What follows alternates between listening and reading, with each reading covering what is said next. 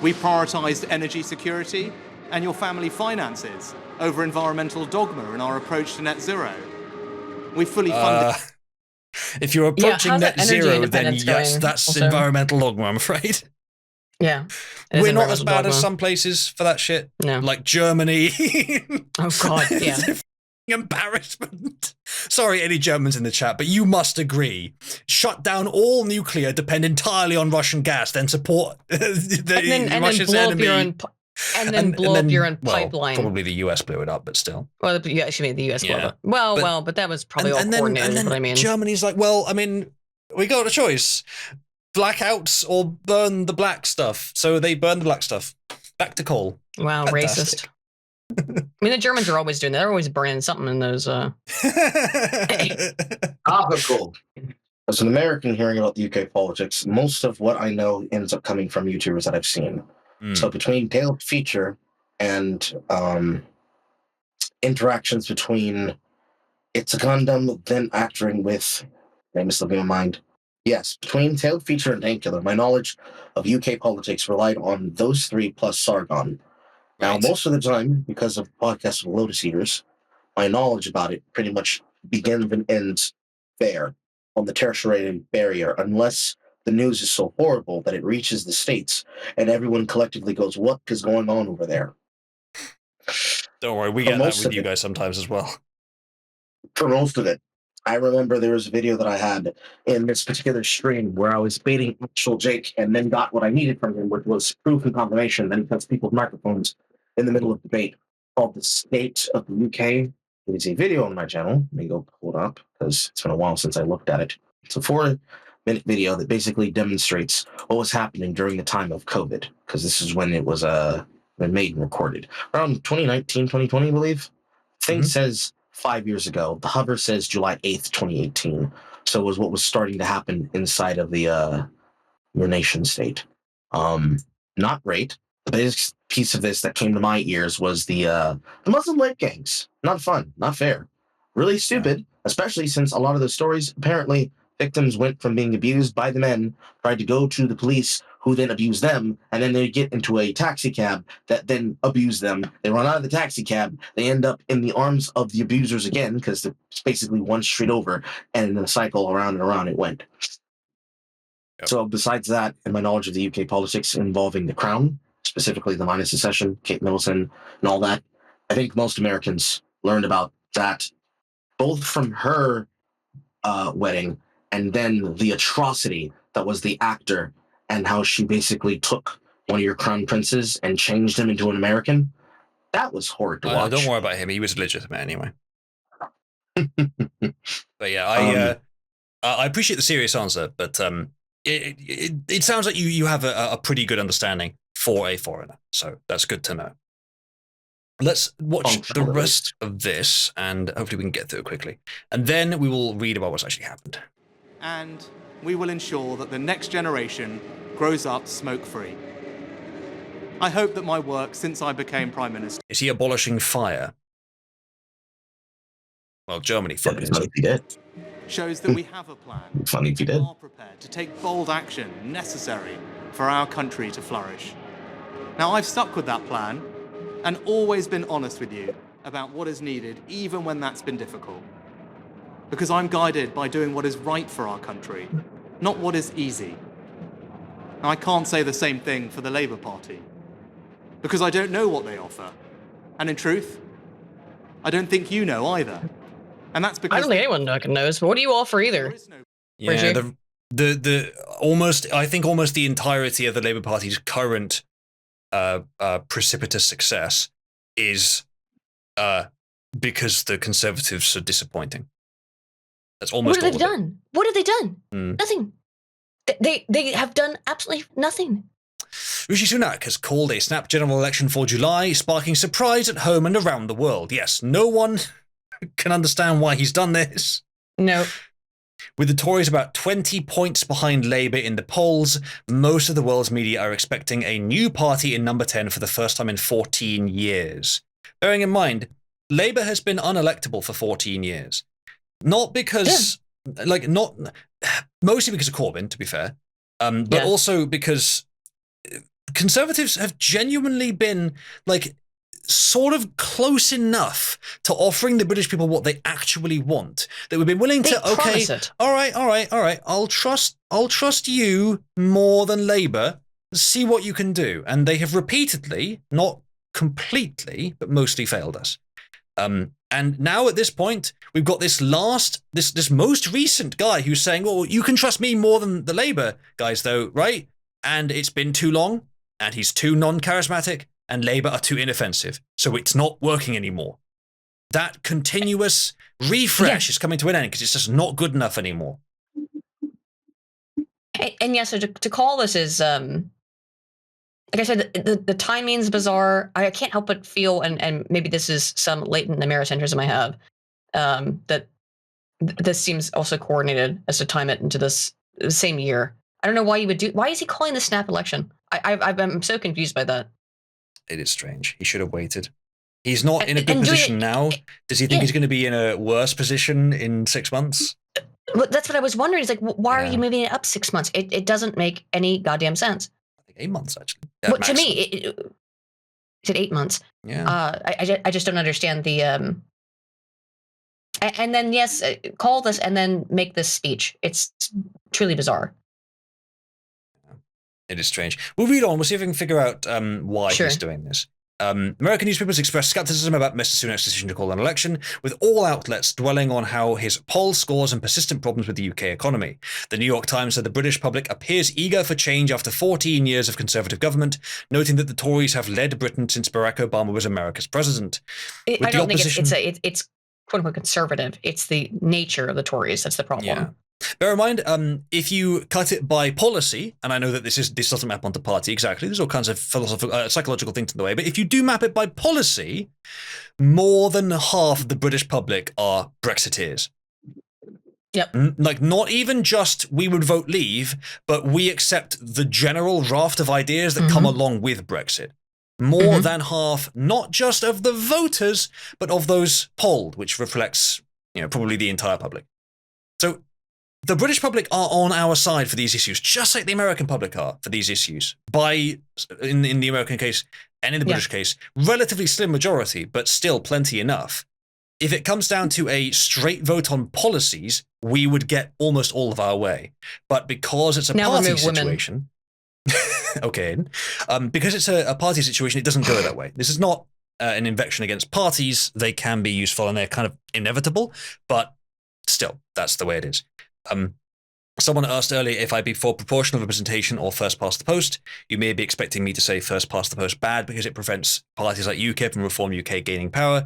No, I am very in favour of first past the post, and you should be too.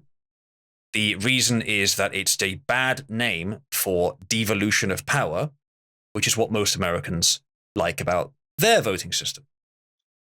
I recommended that every state should have its own internal electoral college for the counties so that the cities can't just dominate the rural areas. And that would be first past the post. That's what it is. It's badly named, but it allows each region to have their own representation rather than, and here's what would happen if you did proportional representation. What it is right now is each region has their own power. So it's roughly evenly split between rural and urban, or not necessarily even, but close to even. If you do proportional representation, if you do proportional representation, which is where everyone in Parliament is decided by the total number of votes they got from everyone in the country, with no stages like by region, cities get all the power, or like 90% of the power. Whereas now, let's say they have 50, they'll have 90 with proportional representation. For population density, does not more intelligence create? It creates just a different perspective, different priorities. It's mob rule. Well, I wouldn't say that exactly, but the idea is that it's different priorities. And did. Yes, I think it did. But it's different priorities in the city than in the rural areas, and these things matter. And different priorities in Cornwall and in the north as well. Of course. But yes, the things exactly though you're correct is that, and it's the same thing in the U.S. The things that concern people who live in cities are very different from the things that concern people who live in rural areas. So they will have different voting priorities. And it doesn't mean that you should discount the things that the people in the rural areas believe in or voting for just because they make up less of the population or less dense part of the population. Which, again, like I've seen a lot of Democrats in the United States want to go to just a direct democracy model for that exact reason, because they know they have the numbers. And then, but it's like you already own New York and California, like so. That's just about security and control. Mm-hmm. Yeah. The electoral college is very helpful. Now, it is somewhat difficult to justify not simply having a everyone's vote is of equal value model, but it for one thing, it literally works better this way.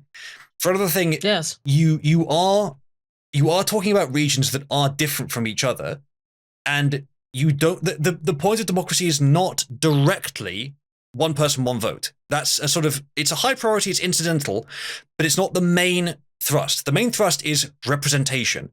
The main thrust is fraternity. It's so that everyone has some influence over the policies of their country, so that all concerns are represented in some way.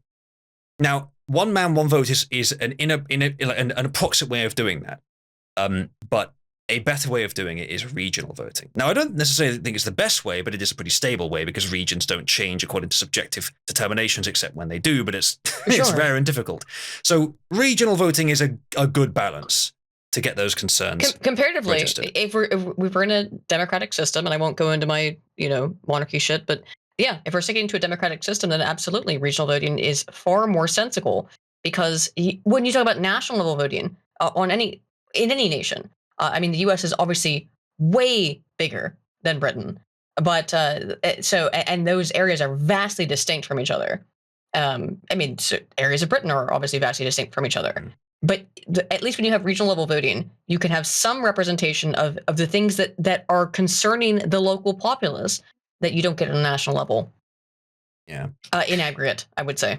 I have pondered the possibility of a voting system which goes hard on this a more sort of sensible or by influence representation model, where each career type is a representative group. That would obviously have loads of problems, but my point in saying that is that regional voting is a little towards that. It's a little closer to that. We're not necessarily going. You're going to run into so many problems with the aforementioned sort of proposal. Absolutely. But hypothetically, if it were done well, it might be better. Of course, that's the problem. But it's not necessarily about reducing the number of people who have a small amount of suffering. It's about making sure that no one has loads of suffering. No group of people has loads of suffering because they are not represented. And giving city people more power because there are more of them, more densely packed, would produce the corollary effect that farmers would be, which would also work over city people eventually. Yeah. So there has to be a balance. Well, obviously they just can't realize that because they think that food comes from the grocery store. They think food comes from Iceland. Yeah, it's not the country. It's a tough problem. There is no good solution for it. But this is the best we've come up with. So regional voting, yes. Now, what does this mean for third parties? Well, you be careful with third parties. They're no panacea. France and Germany, well, I'm not sure about Germany actually, but I know a little bit more about France's system. France's system on the surface seems to have a very good voting model because it really supports new parties. What you have is a first round of voting where everyone votes for the party they actually want. And then a second round of voting where the top two choices go head to head, and then everyone votes for the party that is not the one they don't want, like most voting. I like where most voting happens. Now, you would think that this would produce very good results, and yet look at France. I don't think it's quite that clear cut. It's not quite that simple. And I think if you have frequently changing parties, you are going to get a lot of inconsistency, a lot of unproven ideas.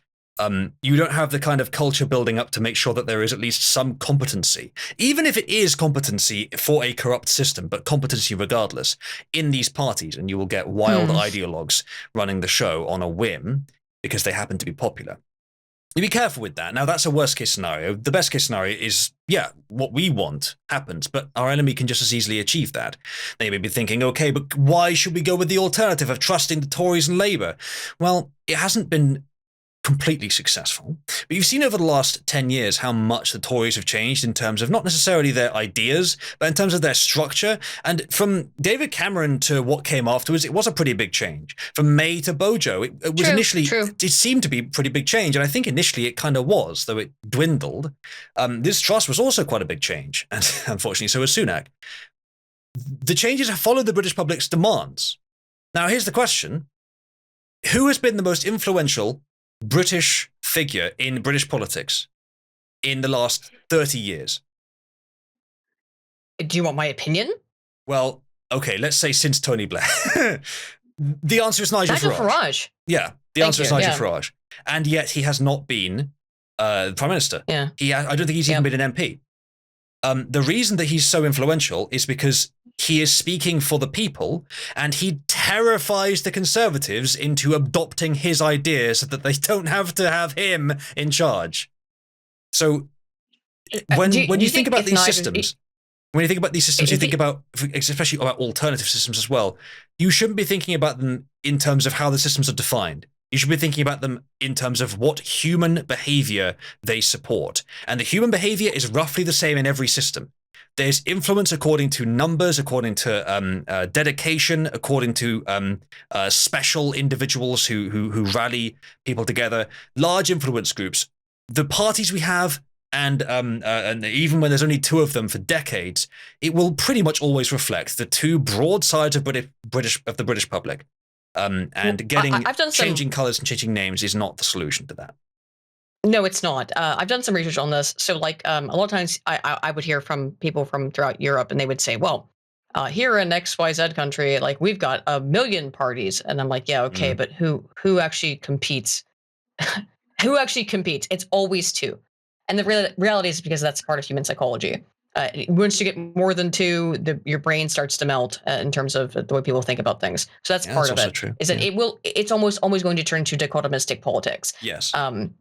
Would, however, and this is an honest question, if Nige was in charge, do you think things would be would fundamentally change in any way? I don't think so. If Nige was PM, I think it would get better. Yes, I don't think it would. I don't think it would be a panacea, but I think it would get better. Speaking of Nigel Farage, I hope so, but bad news. Nigel Farage says, I have thought long and hard as to whether I should stand in the upcoming general election. As honorary president of Reform UK, I am fully supportive of Richard Tice's leadership, that's disappointing, and urge voters to put their trust in him and Lee Anderson. I will do my bit to help in the campaign, but it's not the right time for me to go any further than that. Important that the general election is. The contest in the US of the United States of America on November 5th has huge global significance. He's right about that. A strong Did you America. See what I was saying? Strong America as a close ally is vital for our peace and security. He says, I intend to help with the grassroots campaign in the USA in any way that I can. The choice between Labour and the Conservatives is uninspiring, and only Reform have the radical agenda that is needed to end decline in this country, he says. I do not agree with him that Tice is doing a good job, but I begrudgingly agree with most of the rest. The US competition is globally more impactful, and the Reform UK are better than Labour or the Conservatives, even with what they've done recently. Yes, of course. Well, hopefully. Even if they're containment, yes. They're still better than the Conservatives. But that's not hard to do, to be fair. Yeah. I intend, as things are now, I intend to vote for Reform if I can. And I will be happy to see Conservatives get 0 seats. It's not me, it's UK politics that are boring, all right? We're making it fairly interesting. However, we won't spend too much longer on the topic. In fact, is there anything else to talk about? I think we probably covered it. Like, the speculations about why Rishi has done this are plenty. Who knows? But I cannot imagine it's good for him. So I don't know. But I do recommend. This is not a strong recommendation. I will be voting for Reform UK begrudgingly because they are still the best option, and I still believe in voting for the best option. If people want to vote for the accelerationist option, I disagree, but I get where you're coming from.